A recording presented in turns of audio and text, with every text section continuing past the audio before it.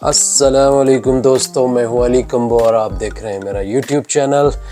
दोस्तों, आखिरकार आज वो दिन आ ही गया कि जिसकी मुझे काफ़ी दिनों से मैंने सोच रखा था कि मैं सोलर पैनल्स इंस्टॉल करवाता हूं, लेकिन मैंने बहुत सारा टाइम वेस्ट कर दिया।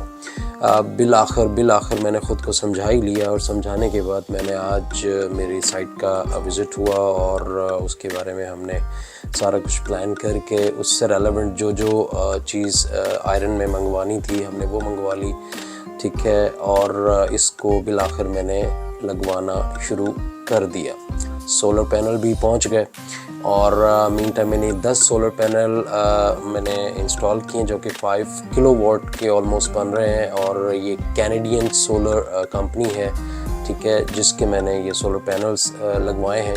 ये 255 वाट का एक पैनल है, ठीक है। तो ये पहुंच चुके हैं मेरे पास और छत के ऊपर भी जो काम है वो स्टार्ट हो चुका है। सबसे पहले जो आपको नॉर्मली पता है कि क्या किया जाता है कि जो आयरन के ऊपर एक एडहेसिव लगा होता है उसको ऑयल के साथ, मिट्टी के ऑयल के साथ नॉर्मली उसको क्लीन किया जाता है। मेजरमेंट का प्रोसेस स्टार्ट हो गया सारा। इन टाइम के ऊपर मुझे एक जहाज़ नज़र आया था जो कि मेरा कैमरा नहीं ढूंढ सका, तो मैं उसको नहीं ढूंढ सका।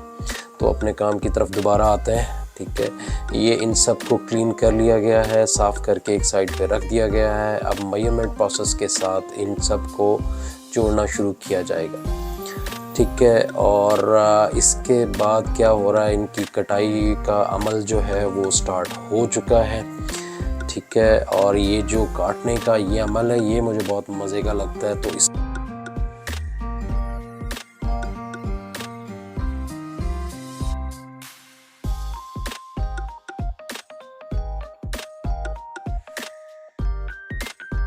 सारा काम कंप्लीट किया। इसमें काफ़ी टाइम लगाया उन्होंने, रातें भी लगाई, ठीक है। तो इस तरह से हमने ऑलमोस्ट कोई 3-3.5 दिनों के अंदर या 4 दिन कह लें कि हमने 4 दिनों के अंदर ये अपना प्रोसेस कंप्लीट किया था। काफ़ी हद तक मैं साथ में शामिल होता था और कभी कभार मैं शामिल नहीं भी होता था, मौजूद नहीं भी होता था। तो मैं कैंप से ये सारा प्रोसेस होता देख रहा होता था। तो ये सारा सिलसिला जो है वहाँ पे मैंने देखता रहा, सारा होता रहा काम बहुत तसल्ली के साथ किया, ठीक है। और बेसिकली जितना भी आयरन था वो मैंने ख़ुद बाई किया। जो इनकी जो पिलर बेस हैं ये मैंने बाई की, मतलब इनका जो मैंने साइज़ किया वो ऑलमोस्ट इनको 14 सूत्र बोलते हैं। मतलब मीन मुझे नहीं पता कि इसकी मोटाई बेसिकली उसको ये बोलते हैं। तो ये मैंने 14 में बाई किया, जबकि ऊपर का जितना स्ट्रक्चर था वो सारा मैंने 16 में बाई किया। तो इस तरह ये एक क्या कहना चाहिए कि एक कॉस्ट इफ़ेक्टिव मेरा स्ट्रक्चर तैयार हो गया। स्ट्रक्चर थोड़ा सा यानी कि एक इनका ट्रेडिशनल स्ट्रक्चर होता है जो कि ऑलमोस्ट ज़मीन पे ही ऑलमोस्ट पड़ा होता है। मैंने उसकी तरफ नहीं गया, मैंने इसको थोड़ा सा क्या कहना चाहिए कि सर से ऊंचा मैंने रखा ताकि छत भी इस्तेमाल हो सके और साथ साथ जो है क्या कहते हैं कि मतलब जो मेरा सोलर का मकसद है वो भी पूरा हो जाए। उस सूरत में छत भी मेरे यूज़ में रहेगी और साथ ये होगा कि सोलर की यानी सूरज की जो मुकम्मल एक्सेस है पैनल्स को वो भी प्रॉपरली मिलती रहेगी। तो जब आप थोड़ा सा ऊंचा बनाते हैं तो आपको फिर थोड़े से सिक्योरिटी मेजरमेंट्स ज़्यादा लेने पड़ते हैं रादर देन के आप नॉर्मल जो एक बनाते हैं। तो कस्टमाइजेशन में थोड़ा सा आपको जो है मतलब स्ट्रेंथ का ख्याल रखना होता है। तो हमने छत को थोड़ा सा यानी डिग डाउन करके पिलर्स की जगह को यानी वहाँ से हमने वो जो ऊपर मिट्टी की टाइल्स होती हैं, ठीक है, उनको हमने काटा है। काटने के बाद हमने इसका जो रियल कंक्रीट जहाँ पर आ जाता है तो उस कंक्रीट के ऊपर फिर हमने इनको उसके साथ मतलब कनेक्ट किया पिलर को। तो इस तरह से उनको काफ़ी हद तक मज़बूत बना के हमने छत को इस तरीके से हमारे 9 पिलर टोटल लगने थे, ठीक है। तो प्रॉपरली हमने छत का वो हिस्सा एक साफ़ सुथरे तरीके से काटने के बाद हमने वो पिलर उस पर खड़े किए और साथ में हमने इसका प्रॉपर कंक्रीट के साथ जो है इसका एक फीट का जो है पिलर सिक्योर करने के लिए हमने नीचे इनका पेडिस्टल भी बना दिया। तो साथ ही जनाब टाइम आ गया अब इसका इंस्टॉलेशन का। तो लड़कों ने इसको विदिन 2 आवर जो है नीचे से सेकंड फ्लोर पे यानी छत के ऊपर सोलर पहुंचाए भी और उसके बाद लगा भी दिए। तो इस तरह से ये हमारा प्रोसेस जो है वो ये वाला तो एटलीस्ट कंप्लीट दे दिया। तो अब जो है जो नेक्स्ट प्रोसेस स्टार्ट होना था वो प्रोसेस स्टार्ट होना था बेसिकली अर्थिंग का। तो हम आपको दिखाते हैं कि अर्थिंग का प्रोसेस कैसे स्टार्ट हुआ। अर्थिंग के लिए बेसिकली इनको जो स्पेस चाहिए होती है वो ऑलमोस्ट कोई 2 पॉइंट्स जो इनको निकालने होते हैं। उस 2 पॉइंट्स के अंदर जो है एक जो पैनल को बेसिकली जो पैनल्स के पिलर्स होते हैं एक अर्थिंग की उनको देनी होती है और एक जो होती है वो आई थिंक इनको देनी होती है जो कि डायरेक्टली इन्वर्टर के साथ टच होती है।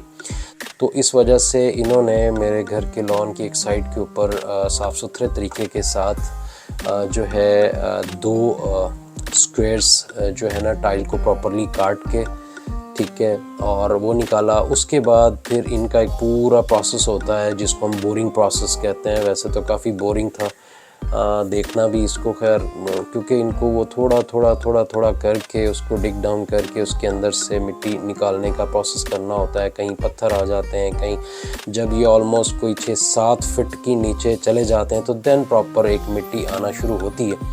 तो इस तरीके से ये पूरे का पूरा ये प्रोसेस करते हैं, कंप्लीट करते हैं एंड देन फिर इन दी एंड जब ये सारा कंप्लीट हो जाता है तो इसके अंदर जो है वायर भी डाल दी जाती है।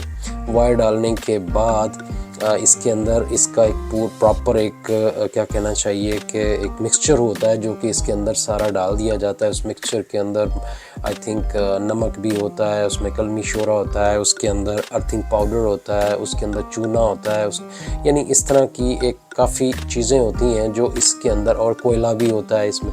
तो ये सबसे पहले जहाँ पर मिट्टी नमी आ जाती है वहाँ तक की बोरिंग रोक दी जाती है, फिर वहाँ पे एक प्रॉपर ये पूरी वायर इसके अंदर डाल के एंड देन ये सारा कुछ जो है उसके अंदर बेस में कम से कम 2 से 3 फीट की जो बेस होती है वो इन्हीं चीज़ों से भर दी जाती है। भरने के बाद उसको बंद कर दिया जाता है।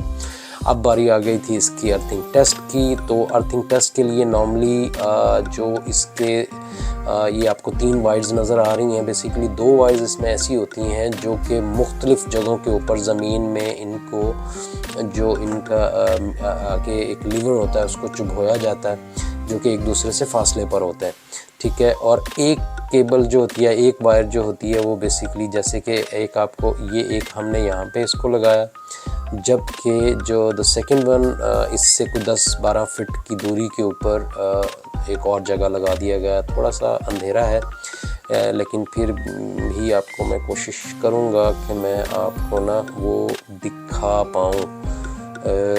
ये वहाँ से थोड़ी सी दूरी के ऊपर ना ये लगा हुआ, ठीक है। इस तरह से हमने इसको ये लगा के, और जो तीसरा इसके अंदर नज़र आ रहा है, ठीक है, वो जो हमने बोर के अंदर हमने जो वायर डाली है बेसिकली ये उस वायर के साथ तीसरी उसके साथ अटैच हो जाती है। इस तरीके से अब ये मीटर जो है काम करना शुरू किया। इसने ये 1.13 रेटिंग इसने बेसिकली दी जो कि कदरे बेहतर है, मतलब कदरे बेहतर है। जबकि इसके अलावा जो दूसरी साइड की हमने बेसिकली ली तो वो काफ़ी उसकी रेटिंग काफ़ी बेहतर थी, मीन वो ज़्यादा स्ट्रॉन्ग अर्थिंग दे रहा था उस वक्त। इस तरीके से ये हमारा अर्थिंग का जो प्रोसेस था वो तो हो गया कंप्लीट। तो उसके बाद जो है जो क्या कहते हैं, अब ये एक फ़ाइनल टच पर इस वक्त सारा कुछ पहुंच गया। ये मैं आपको थोड़ा सा व्यू दूं कि जी किस तरीके से हम मेरे बाहर खड़े होके ये पैनल्स कैसे दिखते हैं। उसके बाद बात रही मेरे इन्वर्टर की। तो इन्वर्टर मैंने मैक्स पावर सेंट्रॉनिक 6000 डुओ हाइब्रिड में यूज़ कर रहा हूँ यहाँ पे, जिसका बेनिफिट मुझे ये है कि इसको मैं एज ए नेट मीटरिंग और एज ए ऑफ ग्रिड के लिए भी यूज़ कर सकता हूँ। और दूसरा ये कि इसका जो सबसे बड़ा बेनिफिट है कि इसको मैंने 6000 क्यों लिया, बेसिकली पहली चीज़ क्योंकि मैं सोल्यूशन तो मेरा 5000 वॉट का है, बट इसलिए थोड़ा ज़्यादा लिया कि अगर फ्यूचर में मैं थोड़ा ऐड करना चाहूँ तो मैं कर सकूँ। इसी तरह इसके साथ 4 बैटरीज़ मैं यूज़ कर रहा हूँ। फोनिक्स की जो ट्यूबुलर बैटरीज़ होती हैं वो मैं इसमें यूज़ कर रहा हूँ। ये 230 आई थिंक 230 एम्पेयर की ये बैटरी है ईच, 230 एम्पेयर की। तो इस तरह ये 4 बैटरी हैं तो एक अच्छा जो है मुझे मिल जाएगा बैकअप। इसके बाद जो ये इन्वर्टर है, इन्वर्टर में आपको एक तो डुओ का फैसिलिटी है, इसके अंदर वायरलेस मॉनिटरिंग की फैसिलिटी है। दूसरा ये इसके साथ आप अप टू 9 मतलब जो है ना फर्दर भी आप ऐड कर सकते हैं। मतलब इसके अंदर ये भी इसको मास्टर बना के इसके साथ स्लेव ऐड कर सकते हैं। ठीक है, इसकी जो टेक्निकल इंफॉर्मेशन पे मैं सोच रहा हूँ कि आपके साथ एक अलहदा से मैं शेयर कर लूँ इसके बाद, ताकि जिसके अंदर मैं इसकी डिटेल बता सकूं, क्योंकि इसमें कोई 1-2 फीचर्स नहीं है, इसके अंदर बहुत ज़्यादा फीचर्स हैं।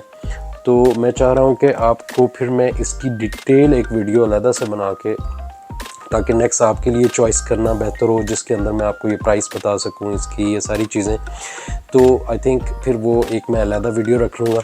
अभी इसकी एक जेनेरिक आपको ये जस्ट इसका यही है कि ये अच्छा। दूसरी बात आप पूछेंगे कि मेरा टोटल सेटअप कॉस्ट कितनी लग गई। ऑलमोस्ट 11 लाख मेरा इस पे लग गया ये पूरा सेटअप बनाते हुए। बाकी इसके बेनिफिट्स तो मैं आपके साथ लेटर डिस्कस करूँगा जैसे जैसे मिलेंगे। बाकी till that thank you very much.